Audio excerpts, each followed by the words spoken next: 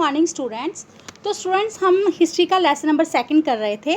आज हमारा उसका लास्ट टॉपिक रह गया है जिसका नाम है the administration of the empire, मतलब कि साम्राज्य का शासन।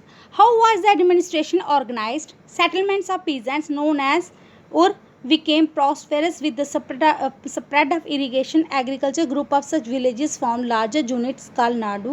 The village councils and the Nadu performed several administrative functions including dispensing justice and collecting taxes. तो इसमें क्या है, इसमें ये बताया गया है कि जो प्रशासन था वो किस प्रकार संगठित था। तो जो प्रशासन था वो किस प्रकार संगठित था। किसानों की बसियत जो उर कहलाती थी सिंचित खेतों के साथ बहुत समृद्ध हो गई थी। इस तरह के गांव के समूह को नाडू कहा जाता था। Rich peasants of the Vellala caste exercise considerable control over the affairs of the nadu under Chola kings gave some rich landowners titles like Muvendravelan as makers of respects and entrusted them with the important offices of the state at the center. तो जो वेलाल जाति के धनी किसानों को केंद्रीय चोल सरकार की देख रेख में नाड के काम काज में अच्छा खासा नियंत्रण हासिल था।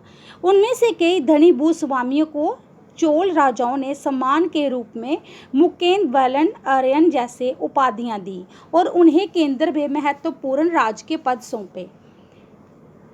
We have seen the Brahmins often received land grants or Brahmadeva. As a result, a large number of Brahman settlements emerged in the Kaveri Valley as in other parts of the South India. हमने देखा कि ब्राह्मणों के समय समय पर भूमि ब्रह्मदेव प्राप्त हुआ। परिणाम स्वरूप कावेरी घाटी और दक्षिण भारत के दूसरे हिस्सों में ढेरों ब्राह्मण बस्तियां अस्तित्व में आई। Each Brahmadeva was looked after by the assembly of Sabha of prominent Brahmana landholders. These assemblies worked very efficiently. Their decisions were recorded in detail in inscriptions, often on the stone walls of temples. Associations of traders known as the Nagramas also occasionally performed administrative functions in towns.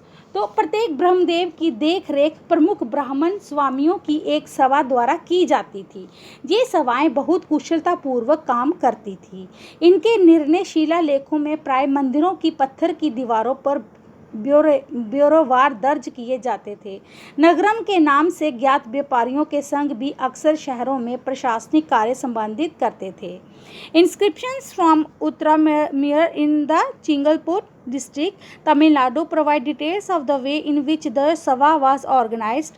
The Sabha had separate committees to look after irrigation works, gardens, temples. Names of these eligible to be members of these committees were written on small tickets of palm leaf. These tickets were put into the earthenware pot from which a young boy was asked to take out the tickets one by one for each committees. तो तमिलनाडु के चिंगलपुर जिले के उत्तरमेयर से प्राप्त अभिलेखों में इस बात का सविस्तार वर्णन है कि ब्राह्मणों की सभा का संगठन कैसा था। सिंचाई के कामकाज, बाग बगीचे, मंदिरों इत्यादि की देख रेख के लिए सभा में विभिन्न समितियां होती थी।